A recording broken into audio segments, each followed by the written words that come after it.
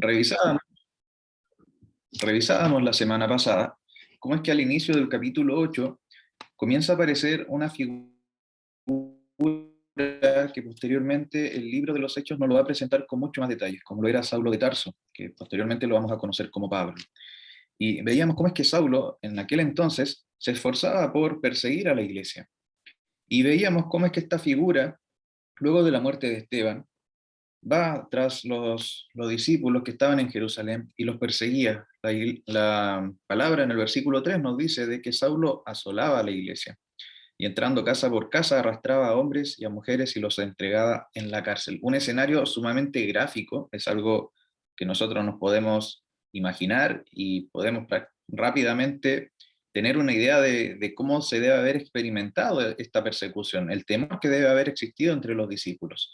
Y veíamos cómo es que Saulo prosperaba en este actuar, pareciera ser, porque él se esforzaba y rápidamente llevaba a muchos discípulos ante el juicio humano. Y esto generó un gran movimiento de los discípulos. Continúa la escritura en el versículo 4 indicando de que muchos habían sido esparcidos por todas partes, pero los discípulos, los creyentes de aquellos días, ya estaban cumpliendo con el mandato que el Señor les había dejado a los discípulos previo a ascender al cielo. Eso se encuentra en el capítulo 1, versículo 8, cuando el Señor les indica de que ellos iban a ser testigos en Jerusalén, en Judea, en Samaria y hasta lo último de la tierra. Pero hasta este punto veíamos de que los discípulos se habían mantenido en Jerusalén. Y con la persecución que se originó, vemos que los discípulos comienzan a cumplir con lo que el Señor había referido. Comienzan a ir a distintas localidades. Y en el caso de Felipe, nos dice la Escritura, versículo 5, va hasta una ciudad de Samaria y allí comienza a predicar. Revisábamos la semana pasada el contexto cultural, veíamos de que Samaria era una localidad que para los judíos no era muy bien vista, porque sabíamos de que Samaria contaba con judíos que no eran como judíos completamente como a lo mejor como lo era Felipe y otros más, sino más bien era una especie de mezcla. Y eso los judíos como 100% de nacimiento lo veían con cierta aprensión. Entendíamos de que en el año 700 a.C., los asirios habían puesto gentiles y los gentiles se habían mezclado con la población judía. Y es por eso que se generó esta diferencia cultural y también una diferencia a nivel de credo. Pero lo cierto es que la escritura nos indica de que Felipe llega hasta esta localidad, comienza a predicar y la gente comienza a oír, comienza a ver las señales y comienza a depositar su fe en la persona del Señor. La escritura nos decía de que ellos creían a Felipe, no creían en Felipe. Es una distinción bien particular, pero que nos ayuda a entender de que estaban creyendo del mensaje. Pero la escritura también nos refiere de que había otra persona, que era Simón, le llaman el Simón el mago, una persona que se dedicaba a engañar a la gente que estaba allí, y la gente en su confusión atribuía lo que él hacía como el gran poder de Dios, nos dice la escritura. Y esto era sumamente importante, lo revisábamos la semana pasada, porque a veces la gente puede creer que cree en Dios, puede pensar que cree en Dios, y lo cierto es que si no creen en el Dios de la Escritura, no están creyendo verdaderamente en Él. Y eso es un riesgo que todas las personas corren, porque a veces las personas depositan su confianza en un Dios con ciertos atributos que para la gente suele ser mucho más cómodo, dejan afuera muchas cosas, pero lo cierto es que la Escritura nos manda a creer en la persona del Señor y depositar nuestra fe en Él.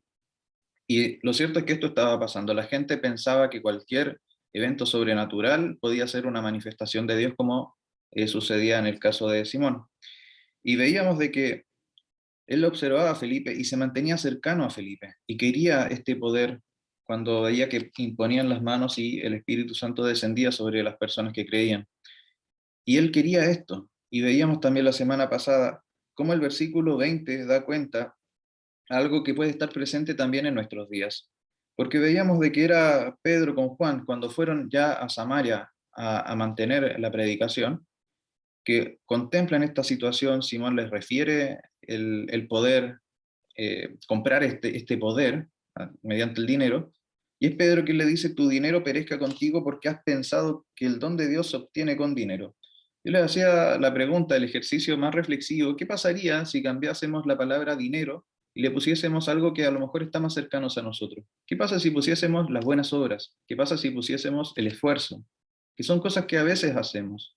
¿Qué pasaría? Diría algo como: tu esfuerzo perezca contigo porque has pensado que el don de Dios se obtiene con esfuerzo. Nosotros, a lo que quiero llegar con este ejemplo es que muchas veces podemos buscar medios alternativos para poder conseguir la salvación, y esto la Escritura es enfática: no es por obra, para que nadie se gloríe, sino que es por medio de la fe en la persona del Señor Jesucristo. Acá Simón el mago quería obtener esto mediante el dinero. A lo mejor en el día de hoy nosotros podemos hacerlo mediante las buenas obras, el esfuerzo, pero no, lo cierto es que es mediante la fe. Y veíamos estas tres grandes figuras. Veíamos primeramente el caso de Saulo, cómo es que persiguiendo a la iglesia finalmente cumple con el propósito que Dios ya había indicado mediante la persona del Señor Jesucristo al comienzo del libro. Y vemos el completo control de Dios en todo lo que respecta a la propagación del Evangelio, porque efectivamente se cumple lo que se había señalado y se empieza a predicar en Samaria, y posteriormente el mensaje llega hasta lo último de la tierra, como nosotros lo podemos ver en el día de hoy. Entonces el primer personaje que vemos, Saulo, nos apunta a la soberanía que tenía Dios. Aún en este caos que estaba sucediendo en la iglesia primitiva, Dios estaba cumpliendo lo que él había señalado que iba a realizar. Luego vemos la siguiente pareja de personajes que aparecen acá, como lo era Felipe y Simón, y cómo es que esta situación que se estaba dando apunta a una creencia errónea de parte, en este caso de Simón. Él pensaba que era un poder que podía comprar.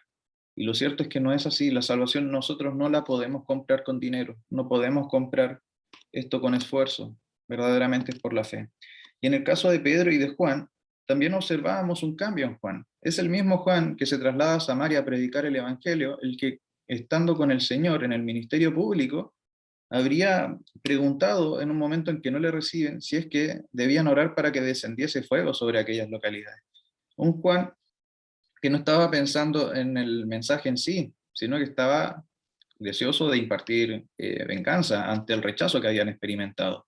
Y acá vemos a un Juan que se aproxima a estas personas ya, pero no con este sentir de venganza, sino buscando predicar las buenas nuevas de salvación. Y eso nos queda sumamente claro porque al contemplar la situación de Simón, su respuesta no es que efectivamente viniese toda la condenación sobre Simón, sino que el versículo 22 nos dice que instan a Simón a que se arrepintiese de su pecado, de su mal.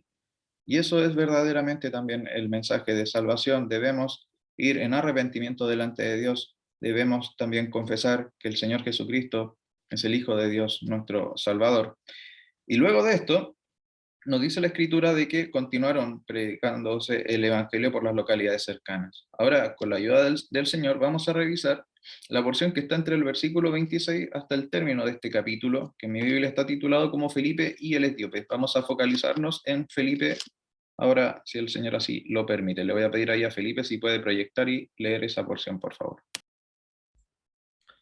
Muy bien, hermano. Leamos esta porción. Dice así la palabra del Señor. Un ángel del Señor habló a Felipe, diciendo, levántate y ve hacia el sur por el camino que desciende de Jerusalén a Gaza, el cual es desierto. Entonces él se levantó y fue. Y sucedió que un etíope, eunuco, funcionario de Candace, reina de los etíopes, el cual estaba por sobre todos sus tesoros, y había venido a Jerusalén para adorar, volvía sentado en su carro y leyendo al profeta Isaías. Y el Espíritu dijo a Felipe, acércate y júntate a ese carro. Acudiendo Felipe lo oyó que leía el profeta Isaías y dijo, ¿pero entiendes lo que lees? Él dijo, ¿y cómo podré si alguno no me enseñare? Y rogó a Felipe que subiese y se sentara con él. El pasaje de la escritura que leía era este. Como oveja a la muerte fue llevado, y como cordero mudo delante del que lo trasquila. Así no abrió su boca. En su humillación no se le hizo justicia, mas su generación, ¿quién la contará? Porque fue quitada de la tierra su vida. Respondiendo el eunuco dijo a Felipe, te ruego que me digas, ¿de quién dice el profeta esto? ¿De sí mismo o de algún otro? Entonces Felipe, abriendo su boca y comenzando desde esta escritura, le anunció el Evangelio de Jesús. Y yendo por el camino, llegaron a cierta agua. Y dije al eunuco, aquí hay agua. ¿qué impide que yo sea bautizado? Felipe dijo, si crees de todo corazón, bien puedes. Y respondiendo dijo, creo que Jesucristo es el Hijo de Dios.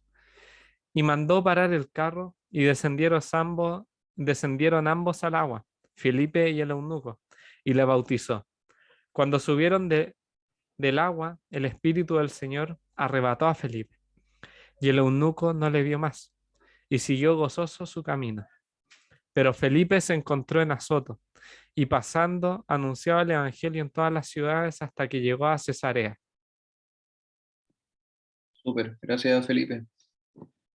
Esta porción cuando la estaba leyendo, estaba meditando, traté de ir focalizando un poquito más en algunos detalles que nos dan los versículos. Me ha maravillado en este estudio, en el estudio del libro de los Hechos, ver cómo en algunos versículos hay detalles que son tan potentes que nos permiten entender con una mayor profundidad lo que en este caso el autor quería transmitir. Por ejemplo, revisábamos anteriormente cuando presenta a Esteban la defensa frente a todo el concilio y hace referencia al llamado de Abraham y señala, y era en Mesopotamia. Ese detalle también, si uno lo empieza a profundizar, guarda mucha riqueza para el contexto en el cual se estaba haciendo esa defensa.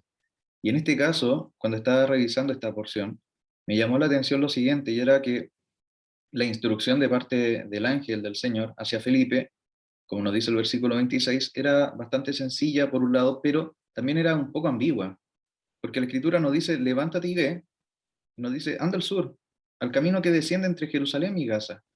Había un hermano que decía, ¿por qué no le indicó así como precisamente que tiene que ir hasta tal punto? No, le dijo, anda a este sector. Y la escritura, en ese mismo versículo, pudiendo haber terminado allí, entre Jerusalén a Gaza, continúa. Y esa continuación es la que me maravillaba. Dice, el cual es desierto. ¿Por qué? Pensaba, ¿por qué era necesario de que el ángel le describiese la geografía, siendo que Felipe conocía la localidad? ¿Por qué se hace ese énfasis en que era un desierto? Y creo, esta al menos la lectura que yo podía hacer de esta porción, creo que guarda mucho relación con lo que venía desarrollándose anteriormente, porque veíamos a un Felipe que estaba muy activo en la localidad de Samaria, que había mucha gente que estaba allí escuchándole, que veía sus señales, que estaba prestando atención a la exposición del mensaje, y vemos un contraste sumamente notorio. Es como que estaba en el auge la predicación de Felipe en aquella localidad y el Señor le saca y le dice, y no vas a ir a un lugar igualmente concurrido de personas, vas a ir a un lugar que es desértico.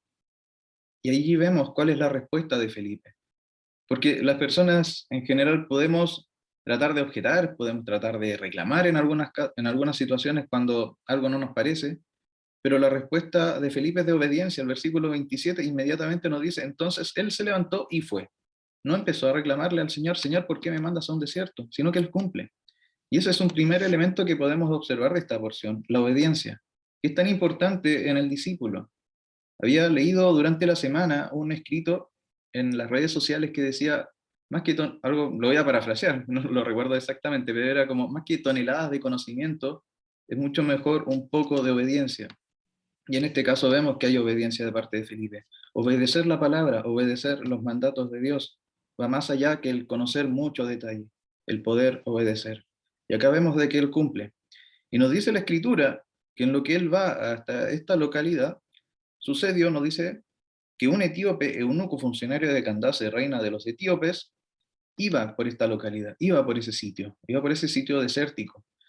Y allí un hermano también lo refería, ¿qué debe haber pensado Felipe cuando predicaba a multitudes a solamente encontrarse con una sola persona que iba por un camino desértico, que no había más gente alrededor? Habrá pensado qué pérdida de tiempo, pero lo cierto es que no. Y esto también me maravilla, porque Dios verdaderamente le dedica el tiempo a cada una de sus criaturas. Y al igual que las personas que estaban oyendo a Felipe, este etíope también necesitaba del mensaje. Y Dios se ocupa y envía a alguien que pudiese predicarle el mensaje. Y vemos de que efectivamente es así. El Espíritu Santo le revela a Felipe de que se aproximara al carro. Y escucha cómo es que este etíope estaba leyendo una porción del libro de Isaías, del profeta Isaías. Y allí Felipe Villarroel pudo hacer la lectura, que corresponde hasta el versículo 33. Y luego de esto nos dice que Felipe le consulta al etíope si es que él entendía, y la verdad es que él no entendía si es que estaba hablando el profeta por sí mismo, si es que estaba hablando de alguien más, y a partir de allí comienza a predicarle el Evangelio. Y esto es algo que nosotros también debemos tener presente, nosotros debemos siempre estar dispuestos a predicar y a explicar el Evangelio. Me ha tocado en el último tiempo darme cuenta cómo es que hay gente que no conoce verdaderamente de la Biblia. Hay gente que la critica, hay gente que dice, bueno, tiene muchas reglas, pero nunca la ha leído, y nunca han tenido idea de lo que dice verdaderamente la Escritura. Un hermano también refería a esto, decía, muchas veces podemos generar como discursos muy como estrictos, duros en la predicación, que terminan por generar un mayor rechazo de quienes lo oyen. Pero acá Felipe se aproxima con una pregunta de inquietud, no con un cuestionamiento directo, sino para ver, de explicarle lo que él estaba leyendo. Nosotros también podemos hacerlo de la misma manera. Podemos ir explicando, podemos ir tratando, podemos ir demostrándoles también a las personas de qué trata el Evangelio. Y eso era algo que hace Felipe. Y la Escritura nos lo refiere de que verdaderamente el etíope cree y le pregunta a Felipe qué era necesario para que él pudiese también ser bautizado cuando se encuentran con el agua. Y Felipe no le dice, tienes que hacer un curso, tienes que hacer, no sé, pasar por un seminario. No, le pregunta algo que nosotros también debemos tener presente. Nuestra fe no está sustentada en un sistema, ya no está sustentada en un montón de estudios, está sustentada en una persona, y esa persona es el Señor. Dice, si crees de todo corazón, bien puedes. Y respondió, creo que Jesucristo es el Hijo de Dios. La verdad más profunda, yo creo que se encuentra en la Escritura, la resume este etíope en un par de palabras.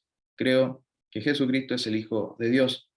Manda a parar el carro, nos dice la Escritura que descienden, es bautizado, y la Escritura también nos indica de que Felipe es retirado de allí.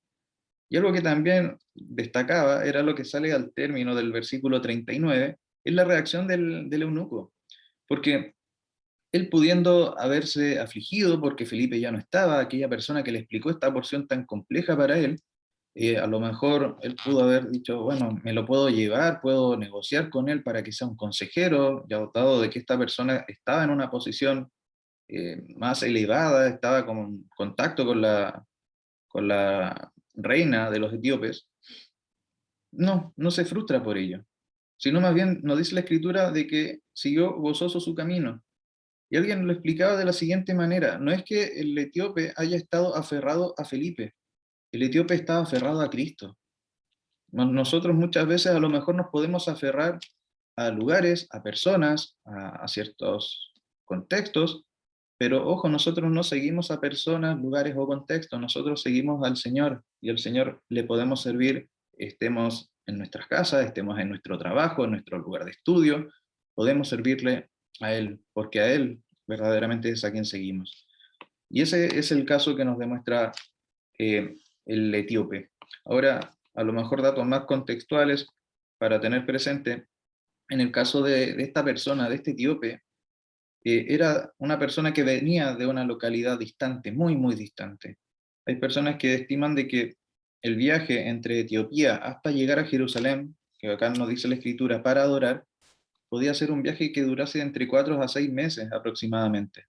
Era un viaje sumamente largo, solamente en una dirección, y era al mismo tiempo de regreso. Vemos de que esta persona tenía una verdadera intención de poder profundizar, poder conocer más de quién era Dios. Nos dice la escritura de que había ido a adorar. Nos dice la escritura también de que estaba leyendo al profeta Isaías. Nosotros podemos ahora, en el día de hoy, saber de que para poder ir leyendo en el carro, muy probablemente tuvo que haber comprado algún rollo, algún manuscrito.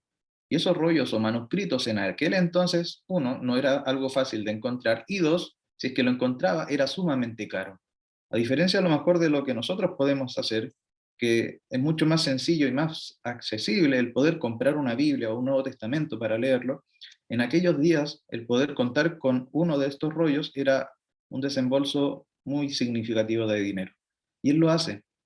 Pero ojo, y eso también quiero al menos transmitir, y con eso quiero ir cerrando mi intervención para dar paso a otros hermanos, el hecho de que una persona sienta deseos de conocer más de Dios, de que esté en un constante buscarle, no significa que la persona sea salva si no ha creído en la persona del Señor Jesucristo. Y no sé si es que a todos les ha pasado, en el caso mío sí, he conocido personas que buscan una espiritualidad y buscan cualquier cosa, y buscan creer en una especie de Dios, pero un Dios como que no tiene ni una relación con la escritura. Y lo cierto es que por creer en una deidad no van a ser salvos, si no creen en lo que la escritura nos lo dice. Entonces, eso es algo que quiero transmitir para ir cerrando. Nosotros no creemos en una deidad vaga, nosotros creemos en la persona del Señor Jesucristo, quien es Dios encarnado. Creemos que Él verdaderamente vino a entregar su vida para rescate de nosotros que no lo merecíamos. Y eso es lo que verdaderamente creyó el etíope, es lo que creía Felipe y es lo que creemos nosotros hace a más de 2000 años de distancia de este suceso. Y con eso cierro mi intervención para que otros hermanos puedan ir comentando de este pasaje.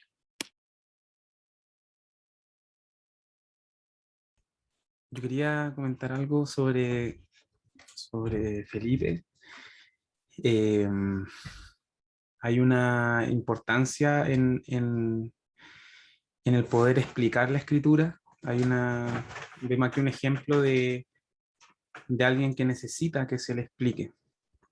Según el versículo 31, por ejemplo, ahí mismo dice: ¿y cómo podré si alguno no me enseñare?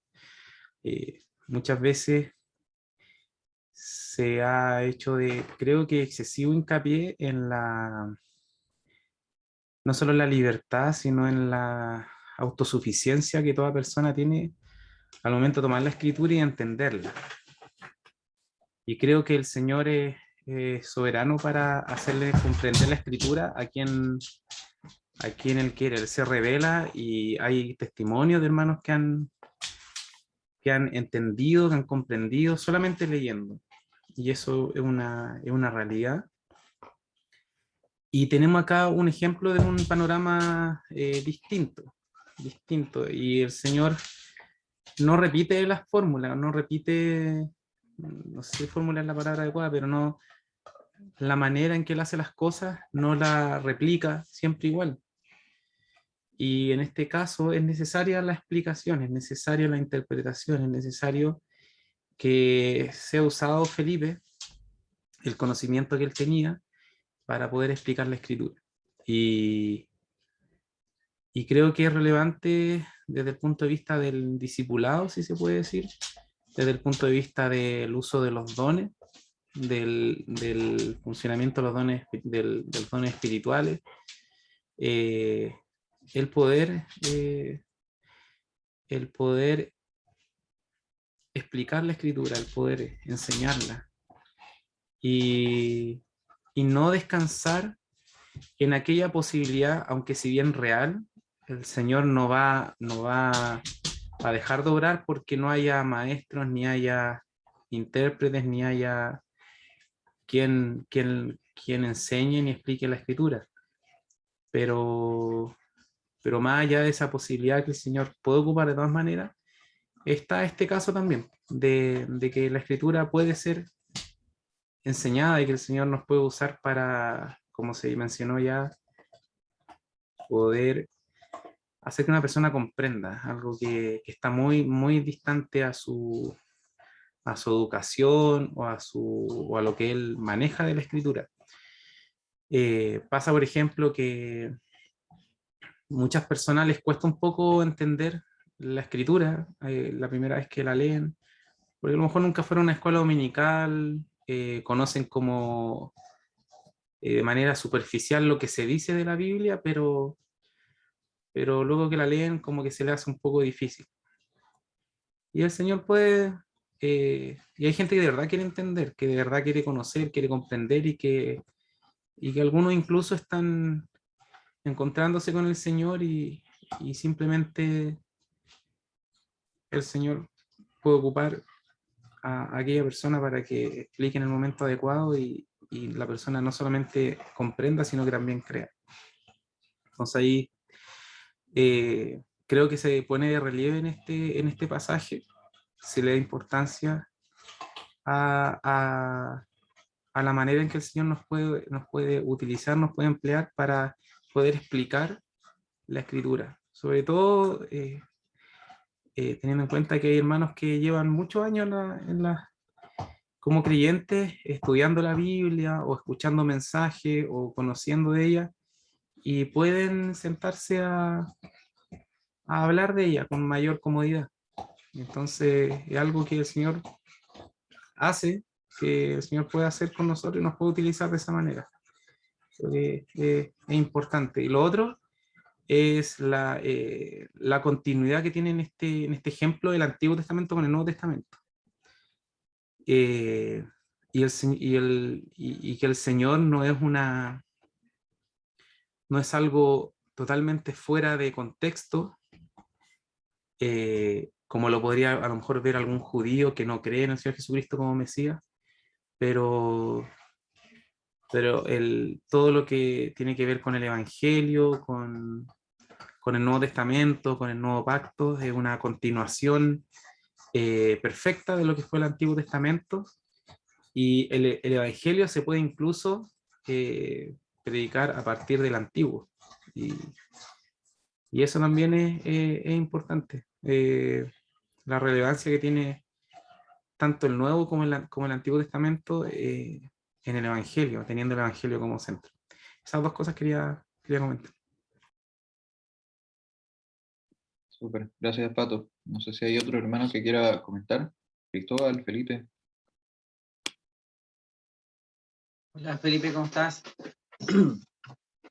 Mira, me llama la atención. Bueno, comparto lo que dice Patricio referente a que el Señor Él obra de diferentes maneras para poder enseñarnos su palabra, pero sí se ve que el Señor aquí quiso usar a una persona para poder, a un hermano para poder explicarle a otra persona sobre el Señor Jesucristo. O sea, el Señor podría haberlo hecho de otra forma, pero sí vemos la importancia que tiene, como tú mismo destacabas, el hecho de que Él pudiera escuchar la voz del Señor, ser sensible a la voz del Espíritu Santo y poder obedecer. Él sencillamente va a lo que el Señor le dice. Y bueno, eso también es un llamado de atención para nosotros en cuanto a lo que es la voz del Espíritu y la importancia que tiene para el desarrollo de su obra, y ni decir la importancia que tiene en nuestra vida personales, en nuestro hogar, etc. Nosotros aquí vemos, me llama la atención también otra cosa, que este eunuco era nada más y nada menos que el encargado que estaba sobre todos los tesoros de la reina. O sea, el hombre era súper importante y evidentemente el hombre sabía lo que era el dinero y las posesiones materiales. Me imagino que siendo un funcionario tan importante, porque la Biblia destaca que el cual estaba sobre todos sus tesoros, siendo un funcionario tan importante, tiene que haber venido con bastante pompa, ¿ya? Y aún así,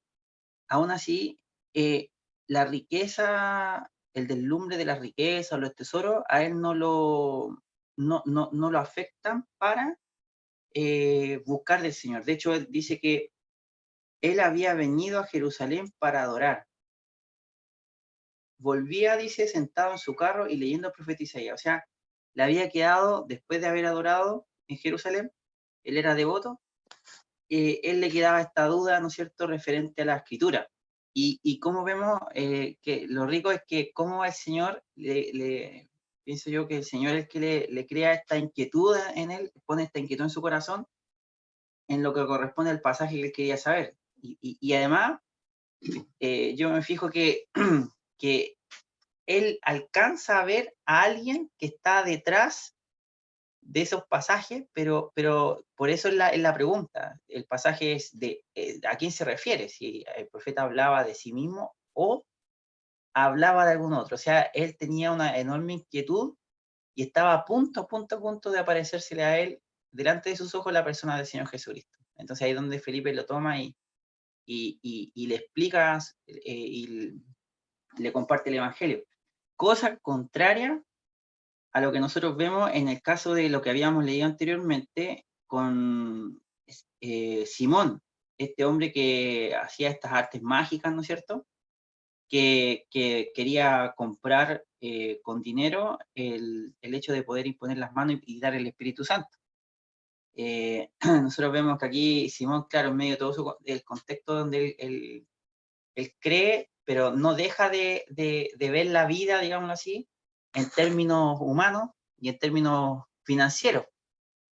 Pero en este otro caso tenemos el contraste donde este hombre no tiene ningún reparo en que finalmente cuando él escucha, la persona del Señor Jesucristo es formada en su corazón y dice, y el versículo 36, y yendo por el camino llegaron a cierta agua y dijo el eunuco, aquí hay agua. ¿Qué impide que yo sea bautizado? O sea, claramente Felipe le habló del bautismo. Entonces, en él había un entusiasmo tremendo porque se había convertido. O sea, Felipe seguramente le habló del bautismo que representaba, ¿no es cierto?, nuestra muerte junto con Cristo y nuestra nueva resurrección con él. Y el eunuco inmediatamente dice, bueno, ¿qué impide que yo sea bautizado? O sea, él podría haber pensado ya más adelante, pero él no, inmediatamente, porque se ve que el Señor estaba hace tiempo tratando con él, porque iba a hacer, dice, a adorar a Jerusalén y volvió meditando en este pasaje, cuando él podría haber estado meditando en las cuentas, en cómo a lo mejor robarle a la reina, porque tenía toda la plata ahí, po. Él era el encargado, pero qué rico cuando vemos que un corazón es tocado por el Señor y dice, bueno, y Felipe le dice, si crees de todo corazón, bien puedes. Y respondiendo dijo, creo que Jesucristo es el Hijo de Dios. Dice, y este hombre dice, mandó parar el carro y descendieron ambos al agua, Felipe y el eunuco, y le bautizó. Y para nosotros es una muestra de alegría también porque nosotros también, al igual que este eunuco, también hemos recibido la palabra. O sea, si nosotros hubiéramos estado ahí quizás con él, o a lo mejor nosotros hubiéramos tenido una congregación en un lugar cercano donde él vivía, a lo mejor nos hubiéramos sorprendido de que él hubiera entrado a la congregación diciendo que él se convirtió y quería escuchar la palabra a lo mejor con los hermanos. Entonces, qué rico como ver cómo el Señor, independientemente de la nacionalidad, o el estado, el trabajo, lo que sea, este hombre, a pesar de estar frente al tesoro de un gobierno, igual tiene esa inquietud, es tratado por el Señor y él quiere saber más del Señor Jesucristo. Así que, y esta es la experiencia que hemos vivido cada uno de nosotros. Así que tenemos que sentirnos contentos de que nosotros ya somos salvos y también cada uno de los que somos creyentes, también podemos decir que creemos en Jesucristo, que Jesucristo es el Hijo de Dios. Eso, Felipe. Súper. Ahí me gustó mucho el cierre también de la meditación de Cristóbal. Por ahora podríamos ya ir finalizando el estudio del día de hoy. Para ello, voy a pedirle a Patricio si es que puede orar para terminar. Ya. Padre Celestial, agradecemos por tu palabra. Gracias porque más importante, Señor, que incluso el alimento físico es la necesidad de poder ser nutridos en nuestro espíritu, de poder meditar, de poder crecer. Señor, que no desmayemos ni nos debilitemos espiritualmente, sino que seamos sensibles a esta necesidad de poder de alimentarnos, de que tu palabra sea nuestra comida, nuestra bebida, y que lo que hemos recibido en esta hora pueda ser de edificación para nosotros. Padre, sabemos que bienaventurados somos si no solo escuchásemos estas cosas, sino que también las pusiéramos por obra, si las hacemos, Señor, y queremos quedarnos con este sentir. Utilízanos, Señor, para tu gloria, para poder mostrar a Cristo y también para tener este corazón deseoso de su persona, como lo tenía este etíope, Señor, que estaba deseoso de conocer más de la Escritura y de estar en plena comunión con Cristo. Padre, te agradecemos por todo esto, rogamos tus cuidados en nombre del Señor Jesús. Amén.